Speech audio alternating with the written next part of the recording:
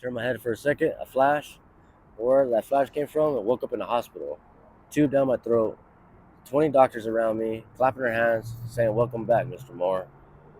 And I was like, wow. And all of a sudden, then it started, whatever it was instilled in my system, messing up my mind, messing up my. So I didn't really come back at that second. But all of a sudden, I woke up in the bed at rehab from hanging out with guys, partying and shit like that, and the drinking. And from right there to wake up in like a rehab place, and that's how. And these two doctors came in trying to talk to me like a child, and I told them, "Where the fuck am I?" And they said, "Whoa, hey, he's back, everybody. Hey, no, he's back." All right, guys, welcome back. I'm out here with Julian. How you doing, bro? How's it going, man? Good, man. How old are you? I am 35 years old. 35. Mm-hmm. Are you from Tucson?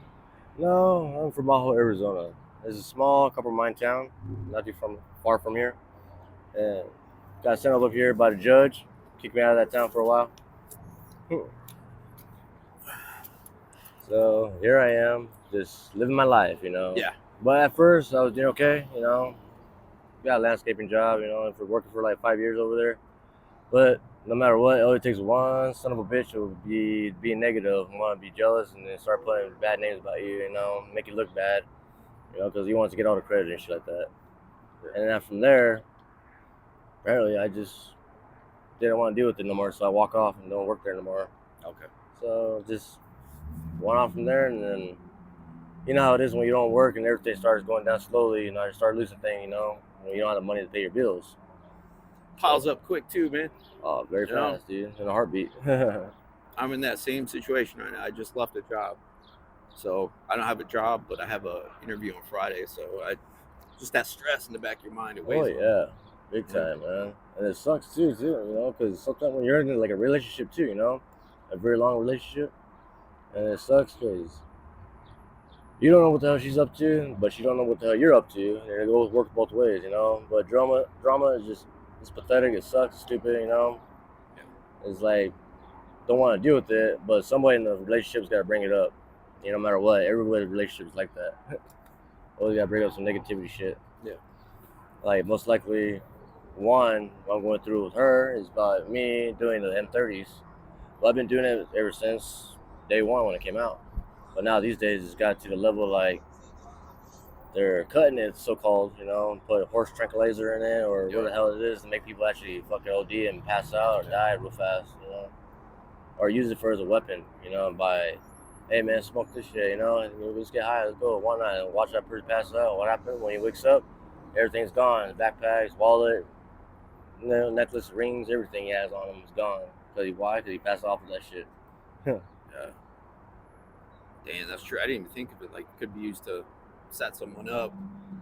It makes sense, bro. It does. They say this stuff, the Fetty, is like 50 times stronger than H. Oh, yeah, man. I've never tried it. When I got out of rehab, I just started hearing about, like, the beans. I call them blues, but the beans, you know what I mean? And well, most likely that's the so-called a nickname for blues, beans, whatever the hell it is. I just call them M30s, People are like, what the hell does that mean? I mean, because it's so used to call it blues, beans, Yeah. All right, so I'll just call it with that name, At first, they were trying to call it Skittles, try to make it Skittles, different colors, but it's the same thing. But I don't know who the hell came up with that shit, because some of them are like bunk, some of them are strong, some are good, some are not. It's fucking weaker and shit. But it got out of hand, all this shit's got so far out, It's like, wow, I never expected this shit would get out of hand, Like, so many people lose their lives from doing shit like that, And so many people get hurt by trying to get their high, But it's really difficult to get it sometimes when you really hurt for it. And it sucks because no one wants to go through that withdrawal shit, Some people can handle it. My ass. No lie, I got attacked by a pit bull. My whole leg was all shredded up, beat up, and he took a chunk out of me. Tried to walk off like a man for about a week, but that didn't work, So wound up in the hospital. And a ton of doctors say I'm going through real bad withdrawals here. And you think that doctor will help me out? Fuck no. She just let it be, But it's all right, It's like me being locked up, lock this guy up, throw away the key, let him just dry out, Yeah. Because eventually you're gonna come back out dry and all sober and shit. Which is a good feeling, yeah. And that's the key to get yourself where you need to be at, like get a job and shit like that, get your stuff going. But your mind's set on like, man, I just want to get a good hit. Yeah. Are you homeless right now? Yes, I am. Yeah. And how long have you been on the streets? I've been on the street about 2 years. 2 years. Okay. Yeah. Ever since I lost the place, like I said, it was just one downhill, I don't really want to blame it on a relationship problem. I want to blame it on my job problem. Just most likely it's my problem. And nobody else's problem but except for me. I gotta deal with it kind of shit. But yeah, I've been like homeless for like about 2 years. But I don't really call it homeless. I just call it living on the street because there's a difference. Like being homeless, like you don't really give a shit. Looking like shit, dressing like shit. But living on the street, you still got that responsibility attitude. Like you want to take care of yourself, look good, look clean. But yeah, still go out there and try to have some fun. Yeah. I just want to give you some props real quick, bro. It's very rare out of everybody I interview. It's very rare I hear somebody say, this is my problem, my fault. I was the cause of this. So I just wanted to give you your props real quick, bro. Hey, the accountability, I rarely hear it. And I understand. Yeah. Well, there's a lot of people out there that are really scared to admit their own guilt, There's a lot of people that just don't know when to show the fact that whose fault is it? Is it yours or them, Who started this problem, What made you, decide to take a hit? Did someone put a gun to your head and tell you to take a hit? If the answer is no, then it's not them else's fault but yours, So apparently that's what I say. It's like it's my fault, it's my problem.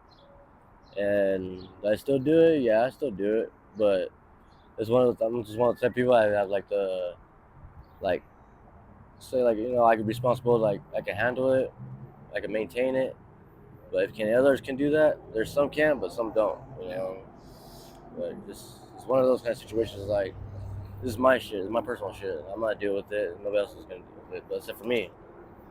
But other people actually like to show their fucking feelings to everybody else. Like why, Nobody needs to know, but everybody wants attention all the time. Yeah. Are you in contact with family or no? How's that situation? My parents passed away. My mom passed away in 2014. No, take that back. Erase that part. I take that back. In 2012, my mother died. In 2014, my father died. And ever since then, that's when I just like went downhill from where town I came from. And the reason why, because living with my parents and then trying to show them things like what I could do, doing good artwork, doing like extreme stuff. Like I like BMX and dirt bikes and skateboard and drawing. I'm an artist. I love art, like doing drawings, like tattooing drawings, stuff like that.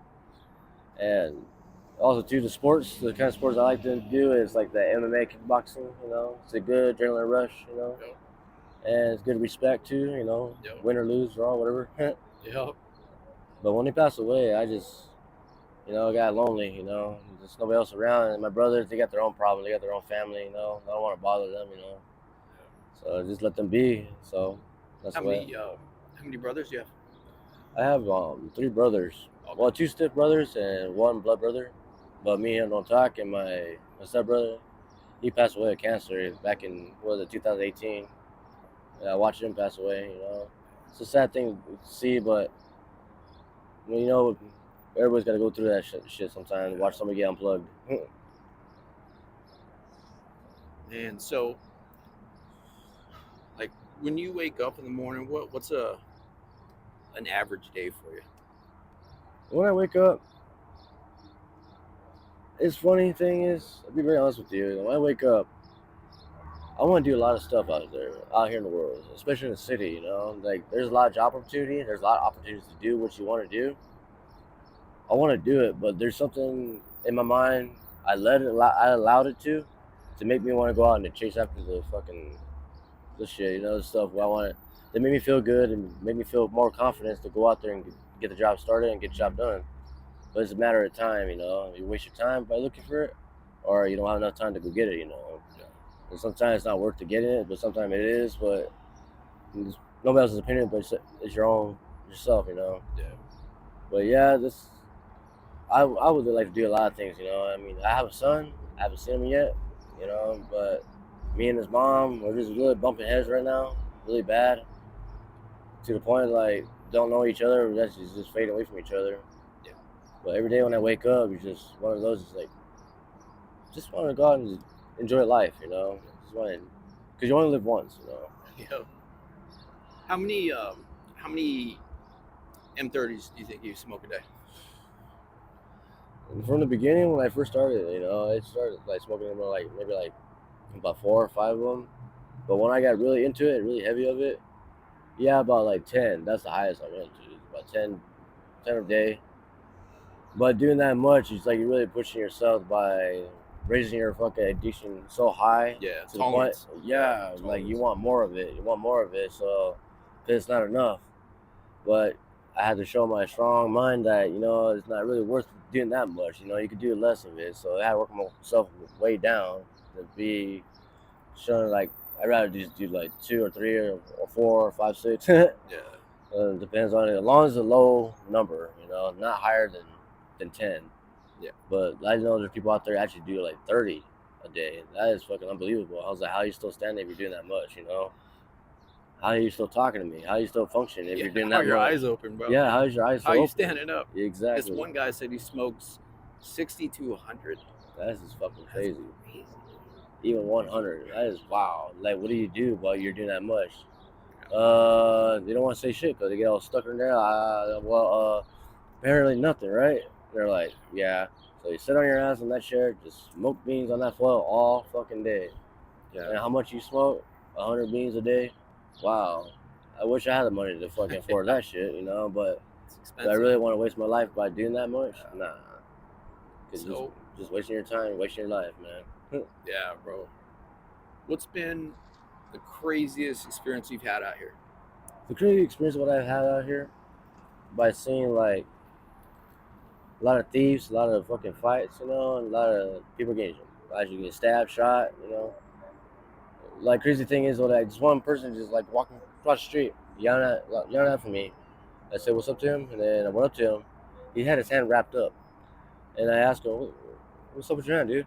He's oh, I got stabbed, and then you see his hands all bloodied up, and I said, "Whoa!" I said, "Can I help you out? Can I help you?" He's like, "Yeah, please." So I helped him out. Went to Circle K, got some paper towels and shit like that. Told the manager about that. To be honest with him, and he gave me a first aid kit, whatnot, and he's like, I'll smoke some blues with you. Yeah, of course I'm gonna say yeah. Okay, of course I'm gonna say yeah. Okay, cool. Why not, man? It's just smoke weed. So for him, it helps him numb the pain because he says it's a real bad pain. He didn't show it to me until after like we stayed out there like all night until in the morning when the sun came up, and then he's all check this out, dude. So he unwrapped his hand and look at it. When he actually fucking unfolded that one towel, blood shot up in the air, and we're like, whoa! It's a deep cut right across his hand. It's like wow, somebody just fucking like look a big old chunk of like got a spoon and just took a scoop out of his hand. Like, what is this all about? What the hell is that from what? What happened? Well, the guy stabbed me in the hand because I would not give him a bean. So the guy went fucking berserk over one fucking bean. So he stabbed you in the hand because of that shit. He's like, yeah, that is a fucking pathetic thing ever. I mean, that's a person that, wow, like don't have no fucking tolerance, no fucking self control about you're hurting that bad over one bean. You got to really go off with a kitchen knife and do that to somebody. It's crazy. Is it really worth losing your life to over somebody else's life?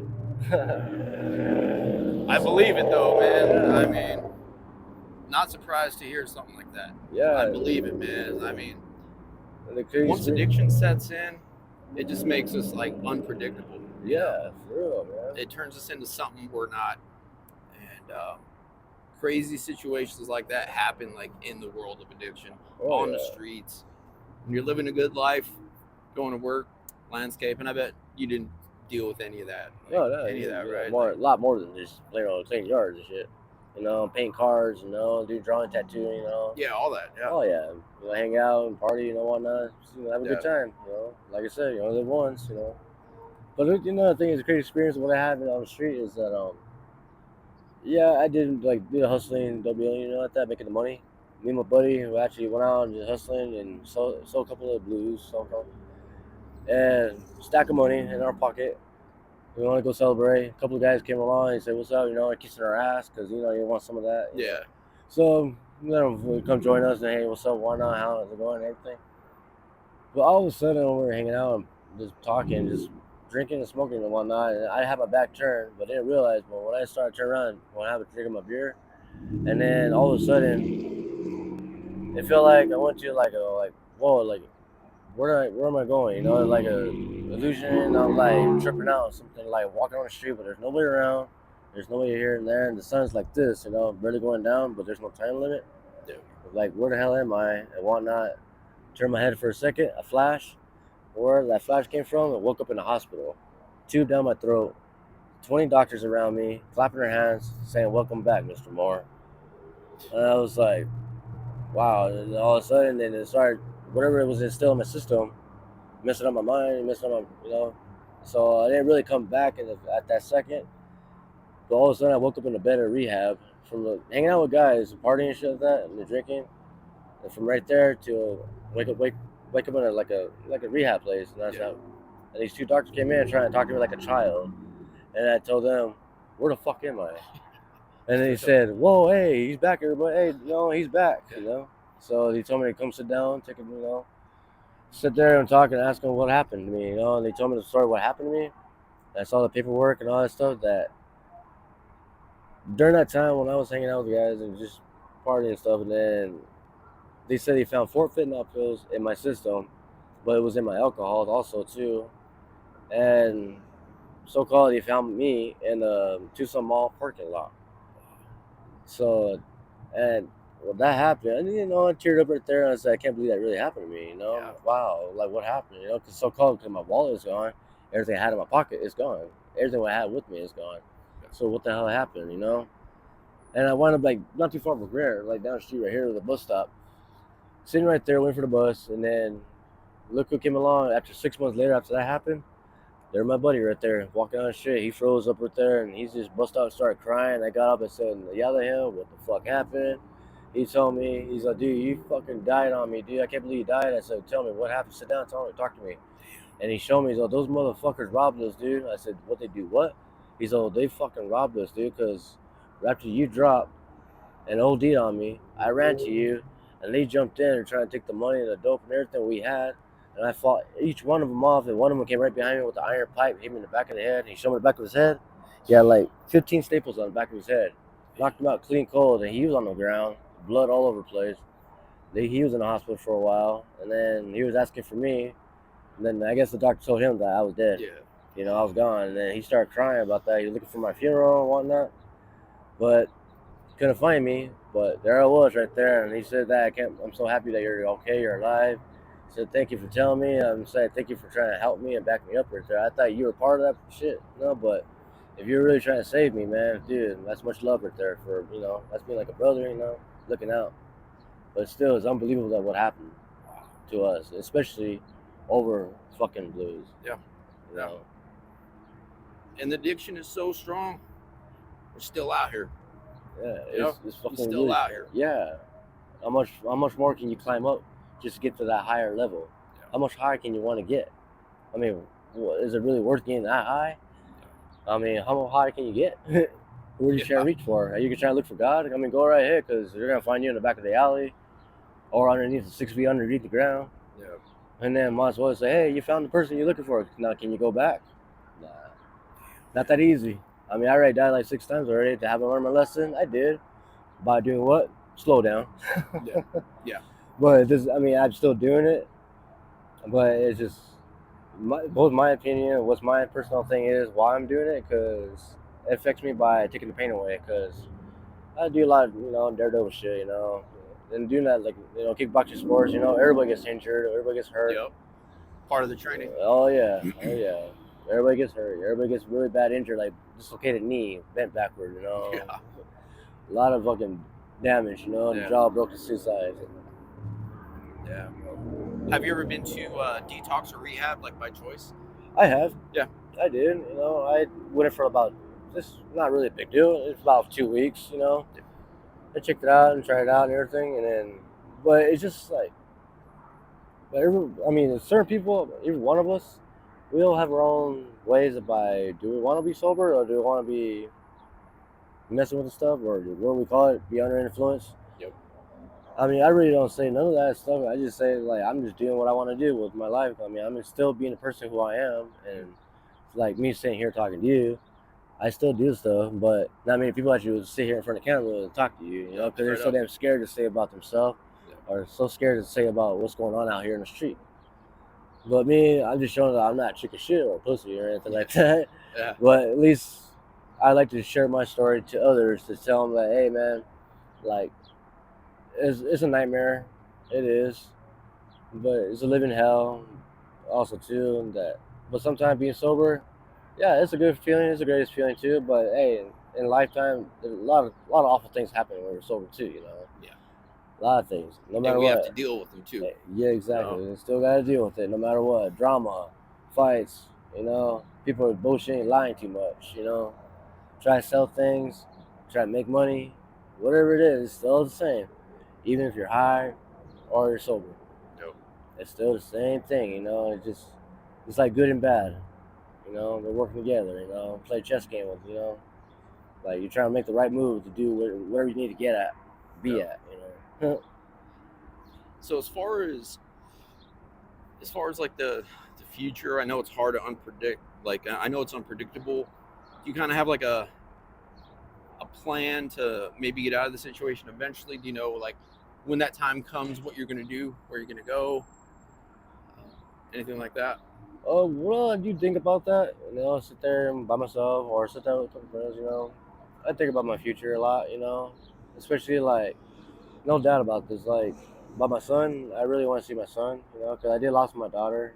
She was like she was 1 year old, but what happened to her? Because you know I got a warrant for my arrest, and they took me in and left my daughter with these babysitters. But instead, I told the sheriff to take my daughter to her grandmother's house.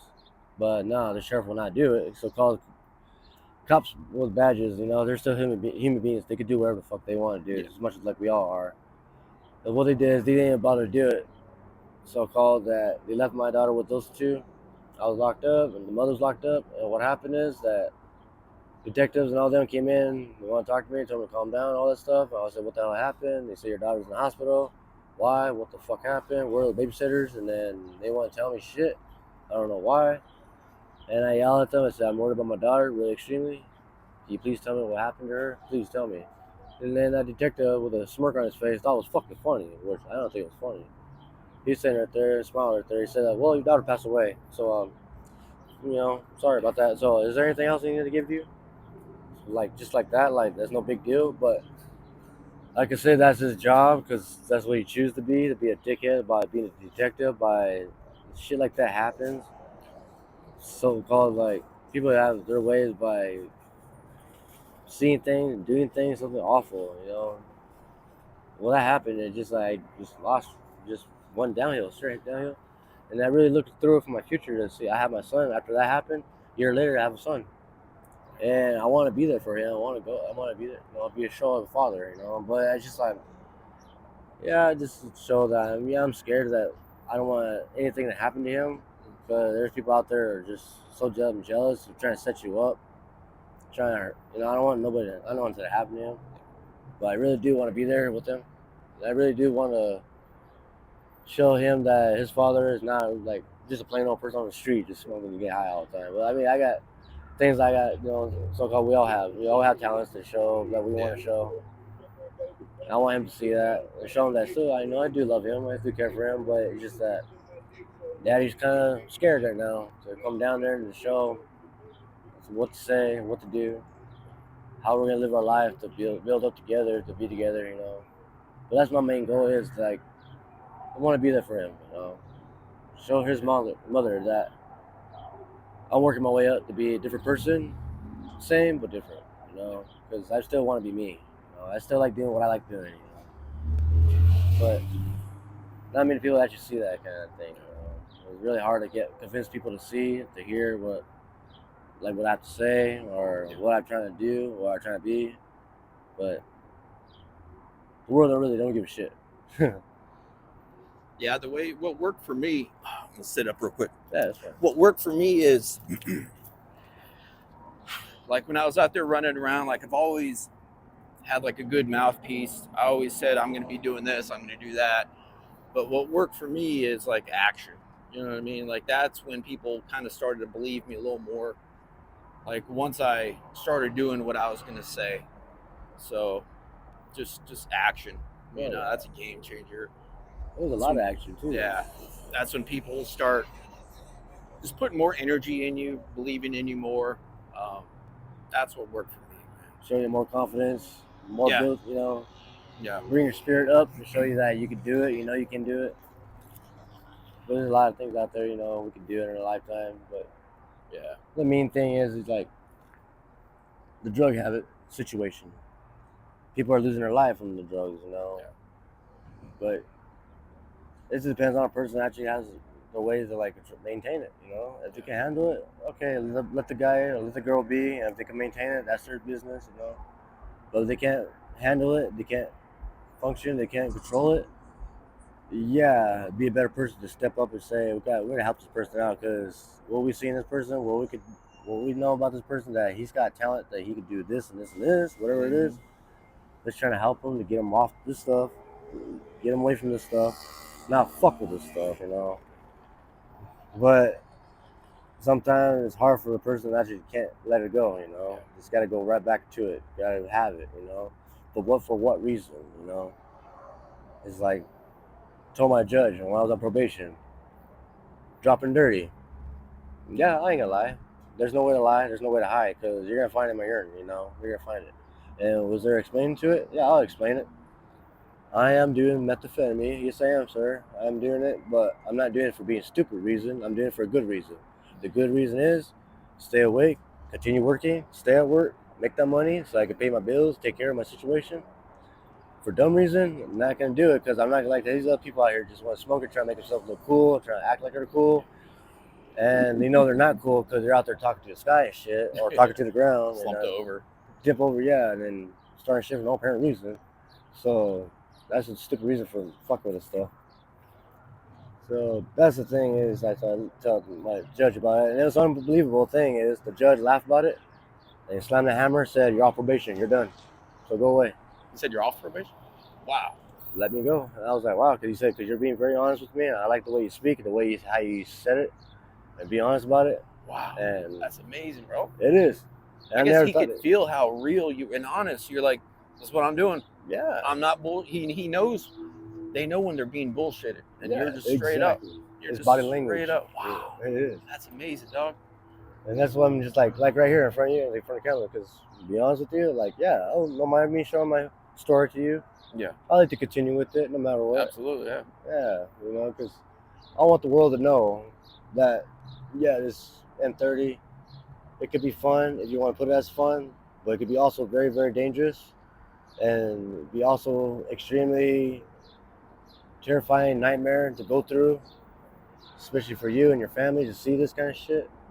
And also too that how did this shit actually turn to people Yeah. that make them be such a real extremely lazy ass or a tough ass or a smart ass. Yeah. Yeah. There's a lot of ways this drug could affect people, and that's the one thing amazing about these M30s, you know. But we all got a mind. We all got our self control, how to control it. Yeah. But not many people can. But that's why here I am, just like showing thoughts and show you the story about it. You know, be honest about. Yeah. Hell yeah, man. Well, I definitely appreciate the honesty, bro. I'm sorry for all the loss. I Yeah, couldn't imagine family, a child, yeah. and It's hard, I you can't know. imagine that, bro. I'm so sorry. Yeah, I'm thank so you, sorry. man. I really appreciate it. But not many people actually understand it, you know. They think it's a bunch of bullshit because they think I'm actually just doing it, just saying this shit, trying to make you feel sorry for you. I don't want you to feel sorry for me. Oh, I know. I just want you to understand me. Yeah. Like, this fucking world don't give a shit, you know. Yeah. People do, some people don't, you know. If they do pay attention and listen, there you go. Yeah. So, last question, man. If any family or friends, anybody that knows you sees this, do you have a message for them? You want to say anything? Um, the message is sorry for everything what I have done. There's nothing I could do about it to change the past. What's happened in the past stays in the past, but what's going to happen in the future, it'll get better by the end. I'll work my ass off hard and still love from all of them. Love from my friends and family. Each one of them, good times, never memories never been forgotten. Still be there, and eventually we'll see each other soon, very soon.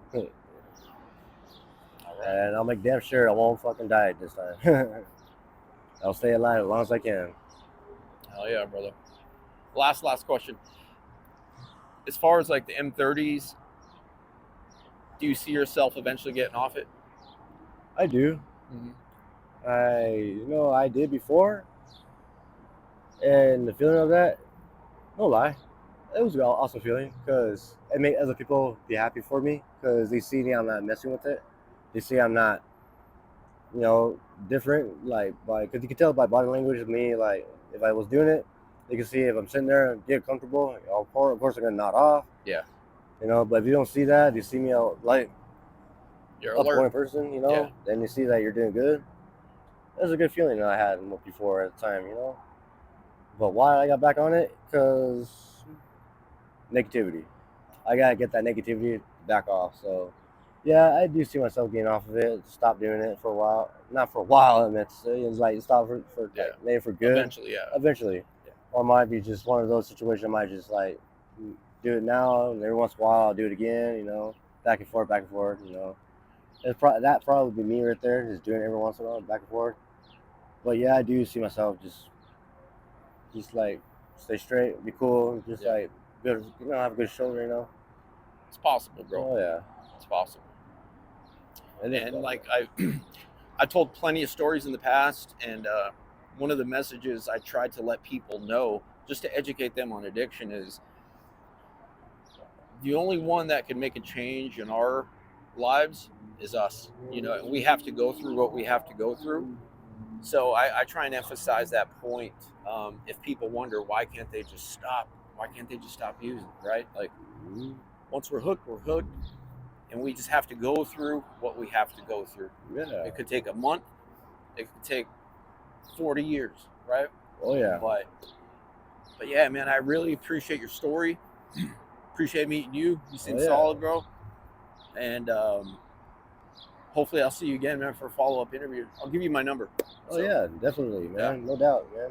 If you ever have any updates or something. Yeah, most likely, like right now with the feeling right now I'm going through with you, man. Good feeling, good confidence.